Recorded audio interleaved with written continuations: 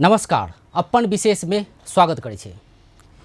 नेपाल सरकार 2075 साल में मुस्लिम आयोग गठन केने छलै। ई पिछला 5 साल में मुस्लिम आयोग की का सब केलकै आइ एहि विषय में चर्चा करब। एकर संग संगे जे नेपाल में बात करी वह विशेषकर मधेश में बात करी तो पिछला किस समय से हिंदू मुस्लिम के सद्भाव बिगाड़ के प्रयास हो चलित आबि रहल छै। सद्भाव के केना कऽ कायम राखल जा सकैया एहि विषय में सेहो बातचीत करब। आइ स्टूडियो में अतिथि के रूप में आयल छथि मुस्लिम आयोग के प्रवक्ता मिर्जा अरशद बेग। सबसे पहले हुनका स्वागत करै छी। तपाईलाई कार्यक्रम स्वागत छ। धन्यवाद। सुरुमा मुस्लिम आयोगले हालसम्म गरेको कामको विषयमा चर्चा गरौँ।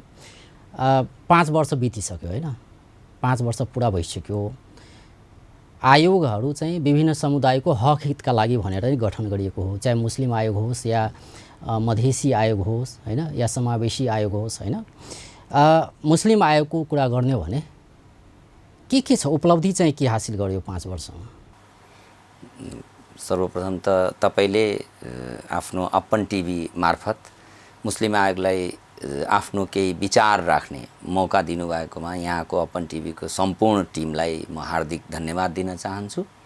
यहाँले जुन प्रश्न उठाउनु भयो कि मुस्लिम आयोगले उपलब्धि के हासिल गर्यो भन्ने प्रश्नबाट उठान गर्दै गर्दा अवस्था के छ भने मुस्लिम आयोगले पहिले पनि यहाँले भनिसक्नु भएको छ कि 75 मा सुरु हुँदै गर्दा 5 वर्ष भयो।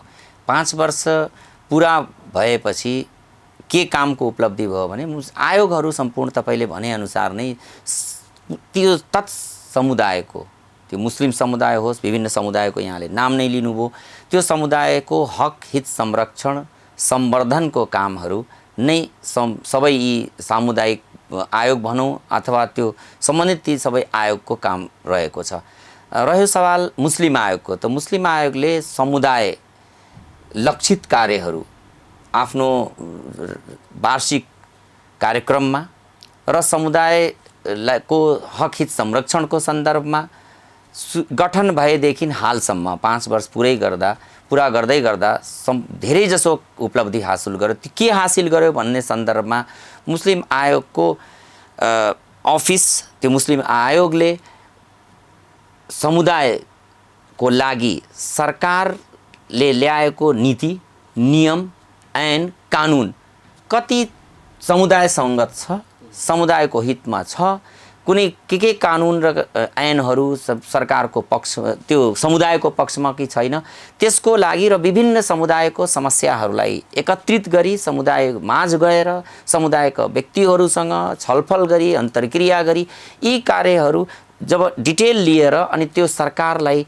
हालसम्म 5 वर्षको सम्पूर्ण जुन 5 वर्ष हामीले कम्प्लिट गर्यौं त्यसमा चाहिँ राष्ट्रपति सम्मान्य राष्ट्रपति मार्फत हामीले सरकारलाई सिफारिस बुझाएका छौं। मतलब मुस्लिम आयोगले बुझाएको छ र उपलब्धि 1 2 3 4 भन्दाखेरि यो गनाउन अलि लामै समय लाग्ला कि के गर्यो, के रिसर्च गर्यो। सपोज एउटा एक्जाम्पलको लागि म सानो तपाईलाई निवेदन गर्छु। मुस्लिम समुदायको बारे हालसम्म नेपाल सरकारसँग कुनै प्रकारको डाटा थिएन।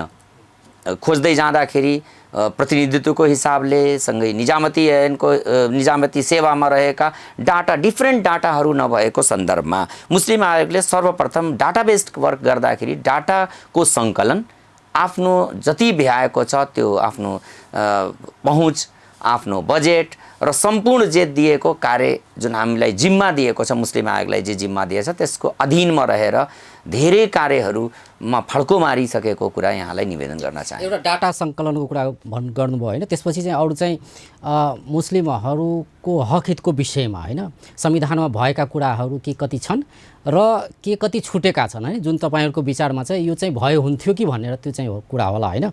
भनेपछि के छन् त्यस्ता कुराहरू जुन चाहिँ मुख्य कुरा सबै त भन्न नसकेला हैन, तर मुख्य कुराहरू चाहिँ के छन् जुन चाहिँ संविधानले चाहिँ आत्मसात गर्नुपर्ने थियो या छुटेका छन्, त्रुटि भयो भन्ने सन्दर्भमा भन्नुपर्दा के भन्नुहुन्छ? अब हालको जुन अहिले जुन संविधान 2072 को संविधानमा मुस्लिम आयोग को चाहिँ गठन मुस्लिम आयोगको नाम र त्यो संविधानमा संवैधानिक आयोगको रूपमा मुस्लिम समुदायले प्राप्त गर्यो। त्यसको लागि तत्समयका संविधान निर्माताज्यूहरू, त्यो बेलाको सरकारलाई मुस्लिम समुदायको तर्फबाट हामीले अथवा मैले त्यो तत्समयको लागि हामी धन्यवाद दिन के चाहन्छौँ भने धन्यवाद दिन्छौँ कि कमसेकम हालसम्म विगतका संविधानमा मुस्लिम समुदाय यो देशमा बास गर्दै गर्दा र मुस्लिम समुदायको हक हितको संरक्षण गर्दै गर्दा त्यो कुरा संवैधानिक रूपमा स्थापित थिएन। सर्वप्रथम त्यो स्थापित हुनु नै यो समुदायको लागि गौरवको कुरा हो भन्ने हामीले ठानेका छौँ। रह्यो कुरा के छुट्यो के प्राप्त भयो, जे अहिले हालसम्म छुट्ने कुराहरू त धेरै होलान्, तर जे प्राप्ति भएको छ, जस्तै सिम्पल स्ट्याटसमा कुरा गर्दाखेरि एउटा लाइनमा मुस्लिम समुदायलाई के विशेष चाहिएको छ भने राज्यले जुन हामीले संविधानमा दिएको हक अधिकार, जुन संविधानले सम्पूर्ण नागरिक XYZ ABC देखि Z सम्मका जति समान अधिकार, समानुपातिक समावेशी अधिकारका कुरा लिँदाखेरि जे छ त्यो त नेपालको नागरिकको हैसियतले मुस्लिम समुदायको त्यो व्यक्तिले त प्राप्त गर्ने नै हो। त्यसको लागि त सम्पूर्ण सरकारले पनि विभिन्न हामी सम्पूर्णले अथवा एउटा त्यो नागरिकको अधिकार चाहिँ पाउने नै हो। त्यसमा चाहिँ हाम्रो स्पेशल क्राइटेरियामा मुस्लिम समुदायको एउटा शिक्षा, मदरसा शिक्षाको कुरा आउँछ। मुस्लिम समुदायको समुदायसँग रिलेटेड मदरसा शिक्षा आउँछ। त्यस्तै वहाँ मदरसा त्यसपछि आउँछ कब्रिस्तानको कुरा आउला, चिहानको कुरा आउला। यो डिफ्रेन्ट कुराहरूको लागि हामीले विभिन्न मुस्लिम आयोगमा समिति बनाएर हलालका कुरा छन्, जस्तै हलाल सबै ठाउँमा मुसलमानले खाना त्यो मासु अथवा ननभेज खानुहुन्न अथवा त्यो समुदायले खाँदैन भनेपछि त्यो समुदायले हलाल खाना अथवा हलाल मिट अथवा त्यो ननभेज खाना पाओस् भन्ने यस्ता कुराहरू जुन उसको एकदम नितान्त आफ्नो निजी सामुदायिक कुराहरू ठान गर्यो होइन कि हामीले यसलाई कसरी सरकारले समाधान गर्न सक्छ। त्यसको लागि आयोगमै विभिन्न समितिहरू बनाएर मुस्लिम आयोगले काम गरिराखेको कुरा यहाँले निवेदन गर्न चाहन्छु। हक हितको कुरा भयो, एउटा अधिकार चाहिँ समान अधिकार पाउनु पर्यो होइन। र अर्को यो आरक्षणको कुरा छ नि, यो समावेशिताको कुरा छ, त्यो विषयमा पनि कहिलेकाहीँ विवाद हुने गरेको छ होइन। मुस्लिम आयोग र मधेसी आयोगको विषयको सन्दर्भमा कुरा गर्ने भने मुस्लिमलाई चाहिँ मुस्लिम कोटाबाट नै उनीहरूले चाहिँ आरक्षण उनीहरू पाउनु पर्ने एउटा तर्क छ भने अर्को फेरि मधेसी आयोगबाट पनि पाइरहेको अवस्था पनि छ होइन। यसलाई चाहिँ तपाईँहरूले चाहिँ कसरी गर्नु भएको छ अहिलेसम्म? राम्रो प्रश्न गर्नुभयो। दुईटा एस्पेक्टले तपाईँले यसलाई हेर्दा हुन्छ। हामीले विज्ञप्ति निकाल्ने क्रम नै चलाएको होइन, म यसलाई चाहिँ यो विज्ञप्ति हामी मधेसी होइनौँ भनेर पनि भन्नुभएको थियो तपाईँहरूले। मधेसी होइनौँ भन्ने कुरा त म यसको लागि म कसले के लेख्यो कहाँ के गर्यो भन्ने कुराको त म तपाईँलाई यहाँ स्पष्टीकरण दिन सक्ने अवस्थामा पनि छैन। रह्यो हामीले के गर्यौँ भन्ने अथवा समुदायको प्रतिनिधित्व गर्दै गर्दा हामीले के चाहेका छौँ भन्ने कुराको अलिकति अस्पष्ट पार्न तपाईँ मार्फत र समुदायलाई र तपाईँको दर्शकलाई म के भन्न चाहेँ भने मुस्लिम आयोग भनेपछि मुस्लिम क्लस्टर त क्लियर भयो नि। आयोग आएपछि त क्लस्टर क्लियर भयो। क्लस्टर क्लियर भएपछि भूगोलको रूपमा त हामी मधेसमा छँदैछौँ। मधेसी त त्यो मधेसमा रहने मुस्लिम मधेसी नै हुन् र गोर्खामा अथवा पहाडमा विभिन्न 3वटा पहाडमा बस्ने जुन हाम्रो मुस्लिम दाजुभाइहरू हुनुहुन्छ, समुदायका व्यक्ति हुनुहुन्छ, उहाँ पहाडी समुदायबाट आउनु भएको छ।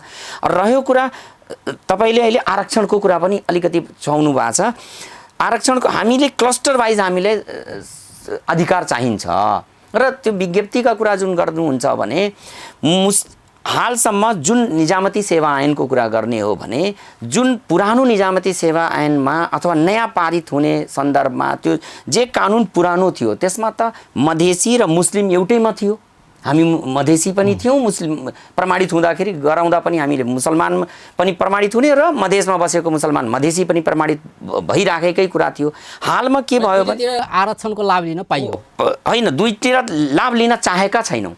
त्यो चाहिँ जुन केही व्यक्तिहरूको कुराहरू हाम्रो आयोगमा पनि आएको छ कि हामी मधेसी पनि हौँ भने मुसलमान पनि हो, तर मधेसी क्लस्टर छुट्टियो।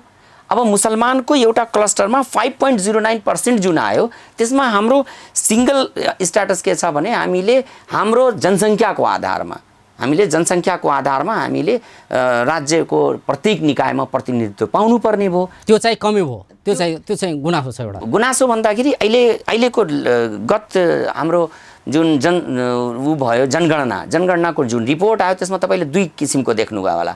त्यहाँ चाहिँ 5.09 छ, अर्कोमा अलग सिस्टम, मतलब अलग अलिकति गणना छ। के भयो भने मुसलमानको जातिको कुरा आयो, त जातीय हिसाब हामी कहाँ जाति भन्दा पनि हामीले मुस्लिम एउटा समुदाय हो र मुस्लिम धर्म इस्लाम धर्म मान्ने समुदाय मुसलमान हो, मुस्लिम समुदाय हो। त्यो समुदाय इस्लाम मान्ने जतिजना छौँ हामी, त्यो पहाडी मधेसी हिमाली सबै मुसलमानहरू एकै ठाउँमा आएर त्यो मुसलमानको एउटै क्लस्टरमा राखेर राज्यले हेरिदिनुपर्ने भन्ने हाम्रो चाहिँ बुझाइ छ र हामी त्यसै पारि। मुस्लिम चाहिँ मधेसी हो कि होइन? मुस्लिम होइन, यो यही प्रश्नको अलिकति यही कोही कुरा कहाँ फस्ने रहेछ। हामी मधेसमा त म निज कपिलवस्तुमा जन्मेँ, मधेसी 100% मधेसी हौँ। तर त्यसमा चाहिँ हाम्रो मधेसी हुँदै गर्दा पनि हामी अर्को धर्म इस्लाम मान्ने मान्छे हौँ अथवा इस्लाम धर्म अँगालेको व्यक्ति हौँ अथवा त्यो समुदाय हौँ। त्यो समुदायको नाताले हामी चाहिँ छुट्टै जब सरकारले नै क्लस्टरको व्यवस्थापन गरिदियो, त्यो क्लस्टर अनुसार सुविधा पाउनु पर्यो, राज्यले अधिकार पाउनु पर्यो। जस्तै तपाईँले प्रश्न गर्दै गर्दा त्यो मुस्लिम आयोगको कुरा मात्रै निकाल्ने भन्दा पनि मधेसी मात्रै होइन कि अरू थारू आयोग पनि छ, जनजातीय आयोग पनि छ। सम्पूर्ण यो जुन हाम्रो सामुदायिक आयोगको एउटा नामको हिसाबले समुदायको जुन प्रतिनिधित्व गर्ने आयोगहरू छ, उहाँहरूको माग पनि यस्तै छ नि। उहाँहरू पनि सपोज एउटा थारू व्यक्ति समुदायको दाजुभाइ कोही हुनुहुन्छ भने उहाँको धर्म के हो भन्दा पनि उहाँले धार्मिक हिसाबले त सामुदायिक हिसाबले मागिरहेको। त हामी धार्मिक आयोग होइन, मुस्लिम आयोग त प्रथम त हामीले बुझ्नुपर्ने, अथवा हामीले स्पेसली के भन्न चाहन्छौँ भने यसलाई यदि कसैलाई त्यो कन्फ्युजन छ भने कृपया त्यो कन्फ्युजनलाई नराख्नु होला कि हामी धार्मिक आयोग होइनौँ कि मुस्लिम समुदाय त्यो पछाडि परेका त्यो समुदायको हक हित संरक्षण सम्वर्धन र त्यसको यो पनि आवाज उठ्न थालेको छ नि। मुस्लिम आयोग छ भने हिन्दू आयोग किन नहुने होइन? यसमा आवाज उठ्न स्वाभाविक हो। यदि त्यो हिन्दू समुदाय हो भने बनाउनु पर्छ। हिन्दू यदि धर्म हो भने इस्लाम र हिन्दू धर्म हो, तपाईँले नै विवेचना गरेर मलाई नै भनिदिनु पर्यो, अथवा तपाईँ जस्तै विद्वानले के हामीलाई बुझाइदिनु पर्यो कि वास्तवमा भनेपछि यो चाहिँ धार्मिक रूपमा गठन गरिएको होइन, धर्मको आधारमा होइन, यो एकदमै होइन। पछाडि परेको जसरी मधेसी एउटा जाति हो या समुदाय हो होइन, तपाईले आधारमा चाहिँ यो चाहिँ मुस्लिम आयोग गठन गर्यो। तपाईले भर्खर जुन शब्दको उच्चारण गर्नुभयो त्यसको लागि म यहाँलाई धन्यवाद दिन्छु कि जातीय सिस्टम, त्यो जात हाम्रो जात समुदाय र धर्म फरक हो नि। धर्मावलम्बी भनेको छुट्टी भयो अनि समुदाय त्यसको डेफिनेसन नै फरक छ नि। हजुरले नै मुस्लिम आयोग भनेको समुदायका आधारमा धर्मको आधारमा होइन भने तपाईको तर्क हो। प्लिज त्यो एकदमै हाम्रो अस्पष्ट धारणा के छ भने र अस्पष्ट रूपमा संविधानमा व्यवस्था नै त्यही हो कि समुदाय इस्लाम धर्म मान्ने जो मुस्लिम समुदाय त्यो धर्ममा रहेका, धर्मलाई आस्था राखेका, त्यो धर्म मान्ने व्यक्तिहरू त्यो मुस्लिम समुदाय हुन्। त्यो समुदाय पछाडि परेको छ र त्यो यिनको हक हित संरक्षणको लागि यिनको समावेशी धारणा र संविधानमा प्रदत्त अधिकारहरू दिलाउनको लागि मुस्लिम आयोगको गठन भएको जस्तो यसलाई क्लियर छ, स्पष्ट छ यो। हजुर, अब तपाईहरुको यो जुन आयोग छ मुस्लिम आयोग, हामी सबै नेपाली हो नि हैन? सबैसँग समान व्यवहार हुनुपर्छ, सबैले समान अधिकार पाउनुपर्छ हैन? आरक्षण पनि त्यही अनुसारले पाउनु पर्यो हैन? र आरक्षणकै विषयको कुरा गर्ने भने आरक्षणमा असन्तुष्टि केही छ तपाईहरुको कि बढाउनु पर्यो त्यस्तो के? होइन, हामीले असन्तुष्टि भन्दा हालसम्म त आरक्षणको हिसाबले प्रतिनिधित्व नै भएको छैन। जुन रूपमा सरकारले अब डिफ्रेन्ट प्रदेश सरकारहरू पनि छ, जस्तै लुम्बिनी एउटा इक्जाम्पल मात्रै तपाईलाई म उदाहरणको रूपमा के भन्न चाहेँ भने लुम्बिनी प्रदेशमा सरकारले निजामती सेवा ऐन लुम्बिनीको पारित गरिसकेपछि त्यहाँ चाहिँ पर्सेन्टेज राखिसकेको छ।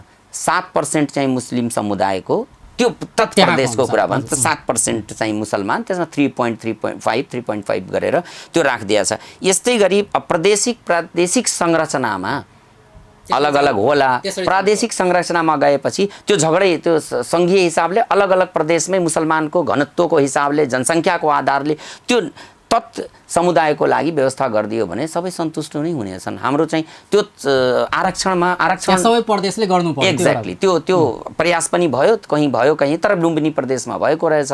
अनि त्यसलाई चाहिँ अब सङ्घमा पनि आएकै छ, तपाईँले देख्नु भएको छ, बहस भइराखेको छ, बहसको लागि टेबल भएको छ त्यो, अनि संसदमा टेबल भएको छ। अनि के भन्छ हाम्रो अस्ति मात्रै धेरै सांसदज्यूहरूले कति सय चाहिँ उसको लागि संशोधन प्रस्ताव पनि दर्ता भएको रहेछ। यो मुस्लिम आयोगको जुन गठन भयो नि, हजुर, एकातर्फ मुस्लिम आयोगको गठन भयो, मुस्लिमलाई कुनै किसिमको समस्या नपरोस् होइन, मुस्लिमका जुन अधिकार हक अधिकारहरू जो संविधानले प्रत्याभूत गरेको छ ती सबै मुस्लिमहरूले पाउन होइन, त्यो एउटा मूल उद्देश्य त त्यही हो।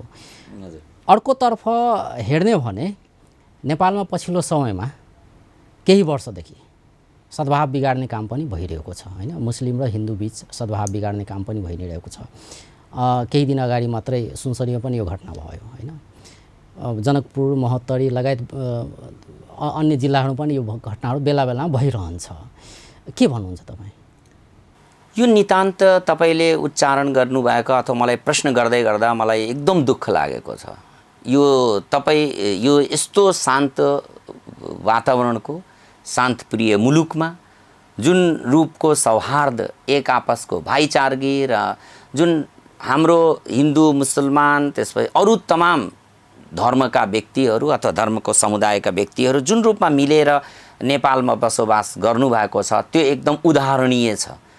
सपोज तपाईँ हामी यहीँ जनकपुरमै कुरा लिनुहुन्छ भने माता जानकीको यहाँ स्थान छ, मन्दिर छ, यहीँ पनि ठुलो मस्जिद छ। त्यो हिसाबले होलीमा, ईदमा, डिफ्रेन्ट चाडपर्वमा, खुसियालीमा, त्यसपछि दुःखको बेला एक आपसमा हामी सहभागी हुन्छौँ। र तपाईँले इङ्गित गरेका केही घटनाहरू, म कपिलवस्तुको व्यक्तिको नाताले मेरो घर र म त्यहीँको नाताले लुम्बिनी प्रदेशको कपिलवस्तुको मान्छे हुँ। त्यहाँ पनि हामीले योभन्दा पहिला 8-10 वर्षदेखि धेरै चाहिँ यस्ता द्वन्द्वहरू, धार्मिक चाहिँ उन्मादहरू, झगडाहरू फेस गरिराखेका थियौँ। तर बिस्तारै यो त्यहाँका व्यक्तिहरू, त्यहाँका मान्छेहरू, जो निज व्यक्तिहरू जुन हामी जसलाई धरतीपुत्र अथवा त्यो त्यहाँ जन्मेका कसैले निज त्यहाँ कसैले त्यो झगडा चाहँदैन। तपाईँहरूको विश्लेषण चाहिँ के छ? मुस्लिम आयोगको विश्लेषण चाहिँ के छ? किनभने मधेसमा पछिल्लो समय यो घटनाक्रम देखिएका छैन यस्ता घटनाक्रमहरू होइन, विशेष गरेर चाडपर्वका बेला भइरहन्छ होइन। किन भयो? तपाईँहरूको विश्लेषण चाहिँ के छ? कसरी भयो? हेर्नुहोस्, फर्स्ट यसको प्रथम दायित्व त सरकारको हो कि यो किन भयो, कसरी भयो, हो हुन नदिने दायित्व। र यदि पटक पटक यो कुराहरू दोहोरिराखेको छ, घटना दोहोरिराखेको हो भने, घटनाक्रम देख्यो लास्ट 1 वर्ष जति भइगयो सर्लाहीको मलङ्गमामा पनि यस्ता घटना भएको थियो, त्यसपछि नेपालगञ्जमा पनि यस्ता घटना भए। यी घटनाहरू दोहोरिराखेको हो भने त्यो सरकार चनाखो हुनुपर्छ, इन्भेस्टिगेसन सिस्टमलाई एकदम मजबुत पार्नुपर्छ। सरकारले गरिराखेको होला, त्यसमा हामीलाई शङ्का त छैन। पहिलो दायित्व त सरकारको हो। अर्को हाम्रो बुझाइ स्पेसली के छ भने, त्यो हामी जुन समुदाय हामी एकदम मिलेर धार्मिक रूपमा, पारिवारिक रूपमा, सामाजिक रूपमा जुन हाम्रो सौहार्दलाई बिगार्ने केही तत्त्वहरूले, त्यो नितान्त व्यक्तिगत होला, नितान्त चाहिँ अब फराकिलो होला कि अरू त्यो व्यक्तिको केही व्यक्तिहरू एकदम त्यो नगन्य खालका 100मा 1 जनाले गर्दा यस्ता घटनाहरू त भइराखेका छन्। त्यो चाहेर अब त्यो कहाँबाट नियन्त्रणमा आउन सकेन नि होइन, देखिएन नि त। सुन्नुहोस्, भर्खरै सुनसरीमा पनि यस्तो घटना भयो होइन। अब हामीलाई पनि दुःख लागेको छ। आजै पनि हाम्रो एउटा कार्यक्रम थियो, रमजानको इफ्तार कार्यक्रम थियो। त्यहाँको अहिले नै आउनु भएको छ भर्खरै हाम्रो एसपी साहबले आउँदै गर्दा परिचय गर्दै गर्दा उहाँले के भन्नु भने, चक्कु हानाहान भयो रे, अनि हामीले चाहिँ तुरुन्त नियन्त्रणमा ल्याउँ। त्यो स्पेसली त्यो चक्कु हानाहान भयो, यसको क्रुट कज के हो त्यसको चाहिँ छानबिन समिति बन्नुपर्छ। यस्ता चक्कु हानाहान र एउटा कता हो, हाम्रो त भनाइ अस्पष्ट भनाइ छ। यहाँ मार्फत म सरकारलाई र त्यो सुरक्षा निकाय, प्रशासन, पुलिस जति हुनुहुन्छ र समाजलाई त धैर्यता, एक आपसमा भाइचारगीको जुन सम्बन्ध छ, पूर्वज वर्षौँ सैकडौँ वर्षदेखि हाम्रो जुन सौहार्द यसमा छ। प्रशासनलाई चाहिँ कसरी हेर्नुहुन्छ? किनभने यस्तो घटनाहरू भइरहँदाखेरि जो दोषी छन् त्यसलाई तत्काल समातेर कारबाही गर्नुभन्दा पनि यो जुन सद्भाव जुन छ नि नबिग्रियोस्, भनौँ न, यो अझै उग्र रूप नलियोस् भन्नेतर्फ चाहिँ प्रशासन अगाडि बढेको र चाहिँ मिलापत्र गराउने त्यस्तो काममा चाहिँ सक्रिय हुने गरेको पनि देखिन्छ, होइन? किनभने एउटा धर्मका व्यक्तिलाई समातेर आवाज उठाउने या चाहिँ अरू होइन प्रतिक्रिया आउने भयो भने अवस्था चाहिँ झन् बिग्रिने हुन्छ। त्यसले गर्दा पनि प्रशासनमा अलि ब्याक भएको पनि देखिन्छ नि त, होइन? अवस्था झन् नबिग्रियोस् भनेर त्यो कारण पनि देखिन्छ। यसमा चाहिँ के भन्नुहुन्छ? प्रशासनलाई सुझाव दिनु पर्यो भने के चाहिँ गर्नु पर्ला? अहिले जे गइरहेको छ त्यही ठिक छ कि के छ, उपाय चाहिँ के छ त्यसको? होइन, मैले त मेरो निज बुझाइ के छ भने, म धेरै त अब धेरै होला, अब यसका रिसर्च फ्याक्टरहरू होला, तर मेरो निजी बुझाइ के छ भने हामीले समुदाय र समुदाय बिच सौहार्द बनाउनको लागि, एक आपसको सौहार्द बनाउन काउन्सिलिङको उपाय र भाइचारगे मित्रवत व्यवहार बनाउनको लागि दुवै समुदाय अथवा नागरिक समाजको ठुलो दायित्व देख्छु मैले, हामीले देख्छौँ। नागरिक समाज, त्यो नागरिक समाज भनेको त त्यहाँ सबै धर्म जाति सम्प्रदायका व्यक्तिहरू बास बस्नुहुन्छ, बसाइ छ। प्रशासनले त्यो समात्नुभन्दा एकचोटि घटना भयो त्यो करेन्टली त प्रशासनले समात्ने भयो। तपाईँले भनेअनुसार एउटा सम्प्रदायको व्यक्ति एउटा धर्म समुदायको कुरा भइजान्छ कि यहाँ त्यहाँ व्यक्तिको कुरा हुँदैन नि। समस्या होइन, एकजना कोही एउटा व्यक्तिले गलत, धेरै केसमा हामीले देखा पनि छौँ। यहाँ मार्फत म के भन्न चाहेँ भने तपाईँले पनि देख्नु भएको छ, हामीले पनि देखाएको छ। एकजना सपोज कसैले आफ्नो निजी स्वार्थको लागि अथवा निजी जग्गा जमिन लेनदेनको कारणले अथवा पारिवारिक झगडाको कारणले गर्दा यदि झगडा भयो भने एकजना एउटा धर्म अथवा समुदायको अर्को समुदाय अथवा धर्मको व्यक्तिसँग झगडा भयो भने त्यो बिस्तारै त्यो सानो चिनगारी जुन हुन्छ, त्यो झिल्को छ, त्यो झिल्को एकदम ठुलो मुस्लो, आगोको मुस्लोमा परिवर्तित हुन्छ। त्यसलाई चाहिँ साम्प्रदायिक रूप अथवा त सामुदायिक रूप दिन्छ त्यो समाजमा। त्यस्ता खालको त्यो घटनाक्रम जुन हामीले देखेका छौँ। मेजर फ्याक्टर के छ भने पुलिस प्रशासन अथवा प्रशासनले, प्रहरीले के गर्छ अथवा सरकारले डिफ्रेन्ट ठाउँ जहाँ झगडा यस्ता घटनाक्रमहरू दोहोरिरहेछ, जहाँ सेन्सिटिभ छ, त्यहाँ चाहिँ नागरिक समाजलाई मजबुत रूपमा अगाडि जिम्मेवार रूपमा जिम्मेवारी बोध गराई र एक आपसमा त्यो सामाजिक सौहार्द बढाउनको लागि क्रियाशील हुनुपर्छ। सामाजिक सौहार्द पनि बढाउनु पर्यो र अर्को चाहिँ दोषीले कारबाही पनि गराउनु पर्यो। त्यसमा चाहिँ दुवै धर्मले अग्रसरता देखाउनु पर्यो। दुवैतिर त कन्फर्म मेरो हो, यसलाई कारबाही हुँदैन भने त हुन्छ नि। मुस्लिम आयोगको स्पष्ट धारणा के छ? म मुस्लिम आयोगको माननीय अध्यक्षज्यूको धेरै पटक बोलिसक्नु भएको छ र हाम्रो धारणा, स्पष्ट धारणा के छ भने त्यो कोही बदमाश छ, कुनै साम्प्रदायिकता फैलाउने, कोही गलत काम गर्ने, कानुन विपरीत कार्यहरू गर्ने, समाजमा उछलङ्कन कार्य गर्ने, जसले चाहिँ आतंक फैलाउने, यस्ता अथवा हिन्दू मुसलमानको झगडा गराउने, ती व्यक्ति जुन समाजका ती व्यक्ति कुनै पनि धर्म जातिको होस्, त्यो धर्म जातिभित्र चाहिँ गलत मान्छे हो भन्ने हाम्रो बुझाइ छ। त्यो मुस्लिम कम्युनिटीकै व्यक्ति हो, उसले गलत गरिरहेछ, प्रशासन पुलिस समाज नै पहिला सचेत हुनु पर्यो। सचेत हुनु पर्यो। समाजलाई सचेतनाको कार्यक्रमहरू चलाउने डिफ्रेन्ट एनजिओज आइएनजिओजहरूले काम गरिराखेका छन्। विकासका कुराहरू, सडकका कुराहरू, तमाम डिफ्रेन्ट। त मैले के आह्वान तपाईँ मार्फत के रिक्वेस्ट निवेदन के गर्न चाहेँ भने डिफ्रेन्ट सेक्टरमा काम गर्ने एनजिओज आइएनजिओज संस्थाहरू, नागरिक समाजलाई तपाईँ मार्फत के भन्न चाहेँ भने कृपया जसको लागि त्यो विकास गराइराख्नु भएको छ अथवा विकासको मूल नारा लिएर तपाईँहरूले त्यो डिफ्रेन्ट प्रोग्राम ल्याएर बजेट लगानी गर्ने, पैसा लगानी गर्ने, डिफ्रेन्ट दार्थ संस्थाहरूले लगानी गरेर त्यो सडक र त्यो राम्रो चिजहरू बनाइराख्नु भएको छ, ती जसले त्यसको उपभोग गर्छ ऊ सुखी छैन। किनभने त्यो झै झगडा भयो, ऊ दुखी भइराखेको हुन्छ, एक आपसमा त्यो सौहार्द बन्दैन। एउटा पार्क छ, त्यो पार्क बनाइदियो भने पार्कमा खेल्ने बच्चा त चाहियो नि, अथवा त्यो पार्कलाई उपयोग गर्ने त्यो समाज चाहियो। त्यो समाज यदि सौहार्दपूर्ण वातावरण त्यो पार्कमा बसेर एक आपसमा भलाकुसारी गर्न सकेनन् ती व्यक्तिहरू, त्यो पार्कलाई युज गर्ने त्यो समुदाय अथवा त्यो वरिपरिका त्यो समाजले युज गरेन भने त्यस्तो पार्क बनाएर राम्रोभन्दा राम्रो फुल लगाएर केही फाइदा छैन। त्यो कारणले गर्दा म त्यस सम्बन्धी काम गर्ने जति संस्था, नागरिक समाज र पुलिस प्रशासन, सरकार सम्पूर्ण हामी सबै तपाईँ हामी सबै लागेर के गर्नु पर्यो भने पहिला चाहिँ हामीमा चेतना, गलत काम नगर्ने चेतनाको कमी। कहिलेकाहीँ के छ भने सबभन्दा स्पेसल काम के गरिदिनु पर्यो भने म मेरो मुसलमान समुदायबाट बिलोङ गर्छु। सर्वप्रथम हाम्रो शिक्षाको राम्रो व्यवस्था सरकारले हेरिदिनु पर्यो। हामी मदरसाको लागि मूलधारमा ल्याएर त्यसको कानुनहरू हामी अब आइराखेको छ, कस्तो आउला, शिक्षा ऐन आउँछ, शिक्षा विधेयक आइरहेछ, त्यसमा हामीले अथवा तमाम विद्वानहरू मदरसा शिक्षा हुनुहुन्न भनेर पनि आवाज उठ्दैछ नि, होइन? मदरसा शिक्षा किन हुनुहुन्न त? यो परम्परागत शिक्षाको आवश्यकता छैन, अहिले आधुनिक दुनियाँ कहाँदेखि कहाँ पुगिसक्यो भनेर पनि कुरो उठ्दैन। एक्ज्याक्टली, त्यो आधुनिक दुनियाँ कहाँदेखि कहाँ पुगिसक्यो भन्ने भेरी नाइस तपाईँले कुरा गर्नु, त्यसको म स्वागत गर्छु। आधुनिक दुनियाँ त्यो ग्लोबलाइज जुन रूपमा हाम्रो टेक्नोलोजीमा हामी डेभलप गरिरहेछौँ, जुन टेक्नोलोजीको स्ट्याटसमा हामी अगाडि बढिरहेछौँ, त हाम्रो धार्मिक जुन हाम्रो जुन पूर्वजले अथवा जुन धर्म हामी अँगालेका छौँ त्यो कुराहरूलाई हामी बिर्सिनुहुन्न। जस्तै मदरसा भनेको हाम्रो धर्मको लागि आवश्यक, मुसलमान भएपछि यो 5वटा काम स्तम्भहरूलाई फलो गर्नुपर्छ। त्यो फलो गर्ने चाहिँ होइन, त्यो मदरसाको स्वरूप चाहिँ कस्तो खोजिरहनु हो? यस मदरसाको स्वरूप एक्ज्याक्टली मदरसा मात्रै हो या त्यसमा अहिलेको आधुनिकता पनि आधुनिक शिक्षा? एकछिनमै तपाईँलाई क्लियर गरेँ।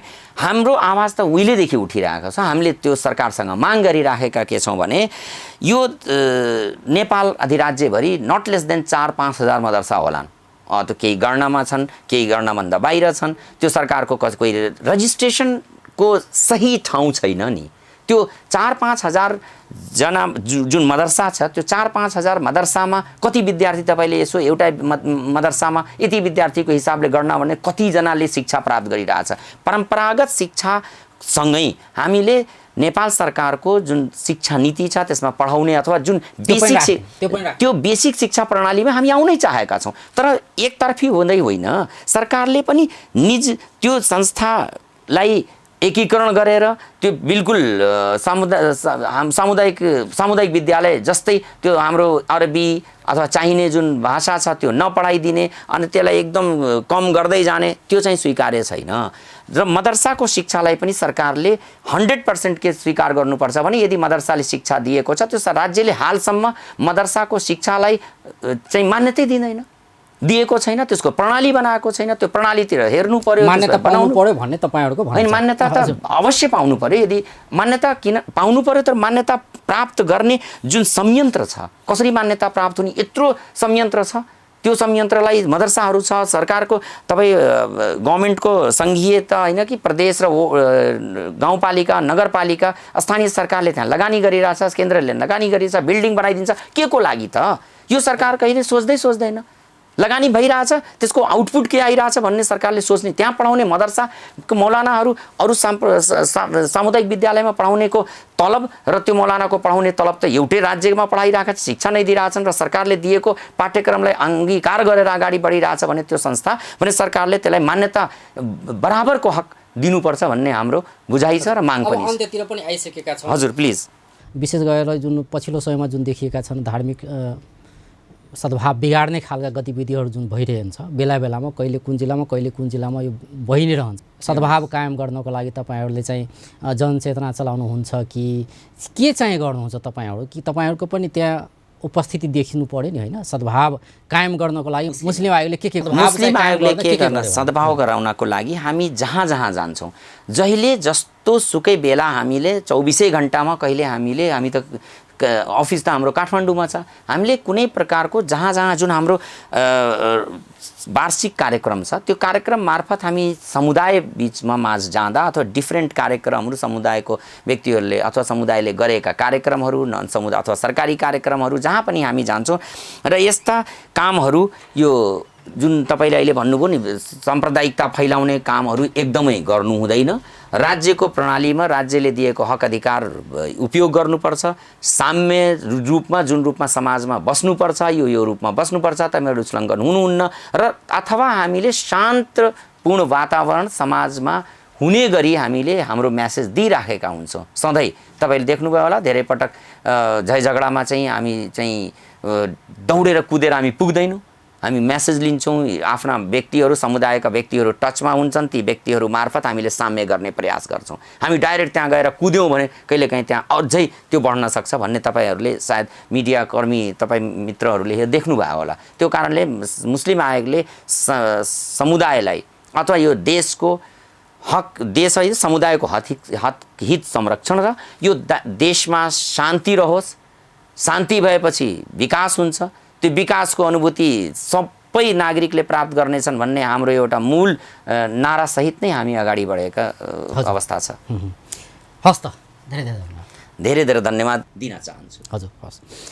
दर्शकवृन्द, ओछलैत मुस्लिम आयोग के प्रवक्ता मिर्जा अरशद बेग आइ हुनकासँ बात करै छलिए कि मुस्लिम आयोग गठन भेला 5 वर्ष भऽ गेलै। 5 वर्ष में मुस्लिम आयोग की केलकै, तहिना जे पिछला समय में नेपाल में धार्मिक सद्भाव बिगाड़ के बात होइत आबि रहल छै, ई सद्भाव बिगाड़ वाला जे काज होइत आबि रहल छै एकरा केना कऽ अंत कयल जा सकै छै, यावत विषय में हुनकासँ बातचीत करै छलिए। बेस त नमस्कार।